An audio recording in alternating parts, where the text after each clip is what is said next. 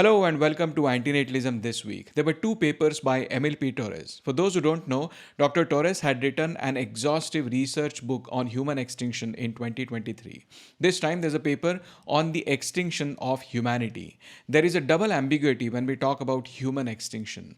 That's because there are differing views on what humans or humanity means and what extinction means. Humans could mean just the members of the species Homo sapiens, and their extinction could just mean disappearance of all individual Homo sapiens. Torres calls this the narrow definition. But in future, we might produce different beings than Homo sapiens. This can happen in many ways. One is just through natural selection. We evolve into another species over time. Alternatively, we might modify our genes artificially to produce better versions of ourselves. And they are so better adapted to the situation that Homo sapiens just go extinct to be replaced by these better people. Or we could produce cyborgs with a combination of biological material and some artificial components.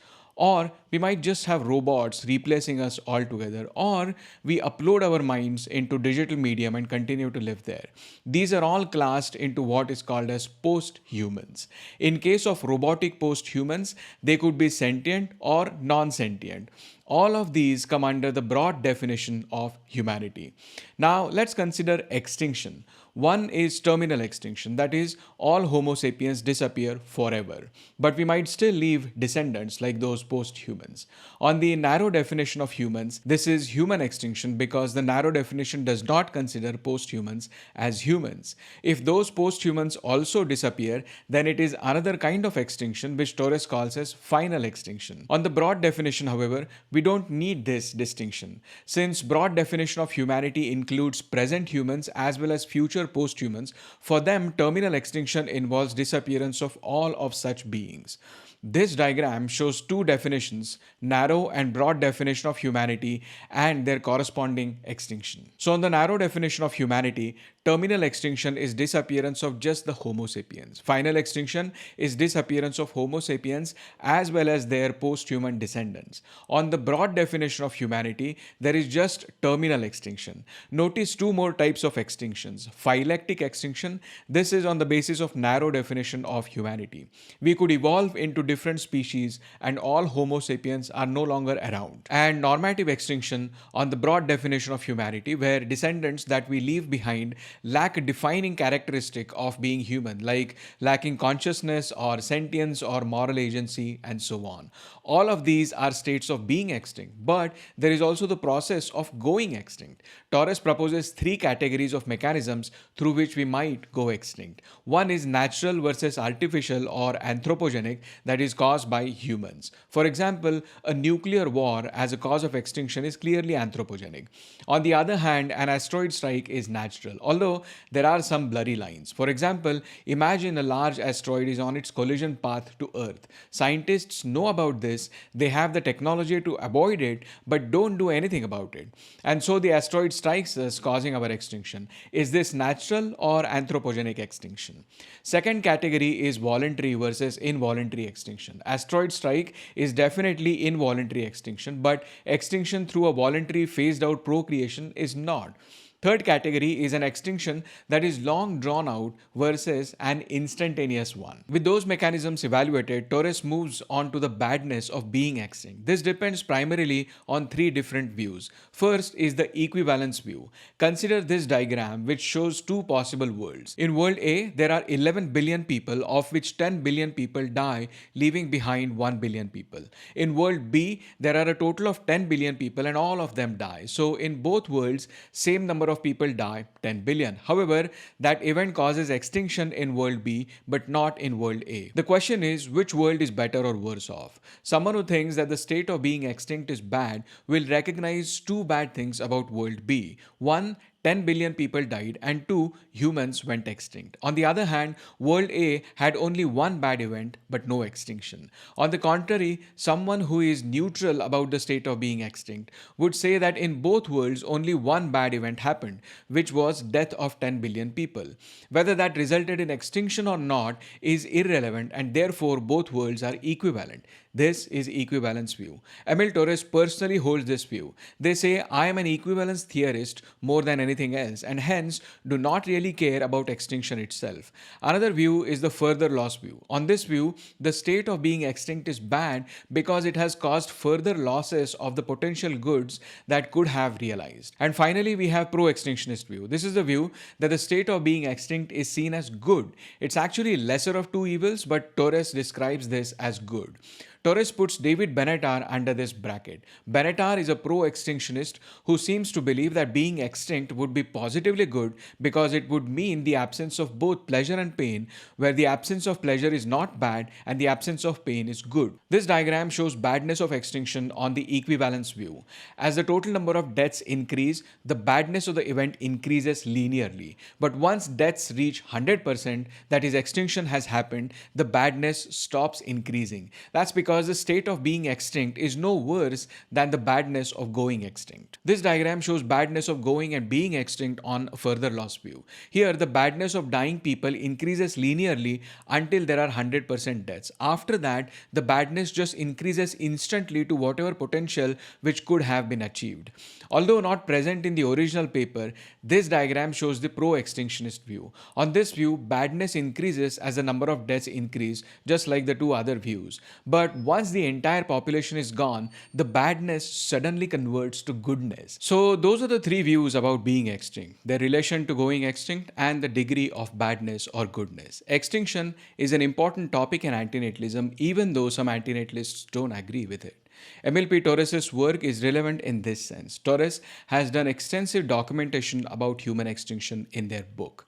But if that's too much to read in one go, then this paper gives a very good overview. Dr. Torres had one more paper published recently. This was not really about antinatalism, but about suffering in the world. And since suffering plays an important role in the antinatalist arguments, this paper is relevant to us. Do we live in hell? A comprehensive empirical survey of the world's vast suffering. And this is really a good snapshot of data related to suffering in the world. Every year, for example, 440,000 human beings are murdered, 800,000 take their own lives, and 50% of people get cancer sometime in their life. 463,000 people are sexually abused every year. The paper is full of such data, and it is a very grim view of reality that we live in. Torres covers suffering by death and violence, poverty, abuse, physical and mental illness, environmental degradation, pollution, reduction in democracies, potential nuclear conflicts, and even artificial intelligence. One particular section worth highlighting is the one on factory farming. We currently keep nearly 2 billion animals in factory farms. 23 million animals are killed every day, that is 260 animals per second are killed. Each year, 7 billion male chicks are killed. A common method of killing adult chickens is called the live shackle slaughter method. They are hung upside down with their legs clamped into metal stirrups, which often results in broken bones, and then are dunked into an electric field bath of water meant to stun them before their throats are slit and their bodies are thrown into boiling water. Pigs and cows are shot in head in slaughterhouses. Factory farming is arguably one of the greatest moral crimes of history. The material in this paper bolsters philanthropic and misanthropic arguments for antinatalism. International Journal of Creative Research Thoughts, IJCRT, is a UGC-approved journal for technological studies. UGC is a statutory body in India which manages standards in higher education. In that journal was a paper, The Paradox of Human Existence, Pessimism, Meaning and the Limits of Progress by Rajeev, Lochan, Tripathi. As part of Antinatalism This Week, I continuously review papers, articles, books on antinatalism. Rarely do I get something which is one, analytical in nature, and two, on antinatalism from India. But this is one of those rare occasions. However, the English in this paper is poor and affects comprehension. It presents ideas from pessimistic and existential thinkers like Schopenhauer, Albert Camus, Sartre, Benatar, Mainlander, John Gray, Thomas Ligotti, and others. The main question it addresses is the paradox one faces in light of pessimism. How do we manage our psychology and live a practical life while also acknowledging this pessimism? The answer, according to this paper, is something called as lucid resignation. A philosophy of lucid resignation should be developed to recognize truth in suffering without calling for an active withdrawal or destruction while simultaneously encouraging meaningful existence. That sounds nice, but very abstract, at least to my eyes. There is no concrete definition. All that we have is a footnote which says lucid resignation is equal to living meaningful existence plus authenticity minus active withdrawal and destruction. Lucid resignation doesn't mean a passive state of being where we don't do anything, where we just bow down to the harsh realities of life, but rather lucid resignation is a resignation of revolt and embrace where we face the realities of life without trying to destroy them and without actively trying to withdraw from them. Does this make any sense? Lucid resignation sounds nice, but isn't it more of a stoic approach to life anyway? As far as the lack of cosmic meaning, David Benatar has explained the usage of terrestrial meaning in his Human Predicament. So I fail to understand what valuable new thing Rajeev Tripathi is trying to propose here. Gary Yourofsky is a well-known animal rights activist and a powerful speaker. He appeared on George Martin's Carnism Debunked podcast on a live stream.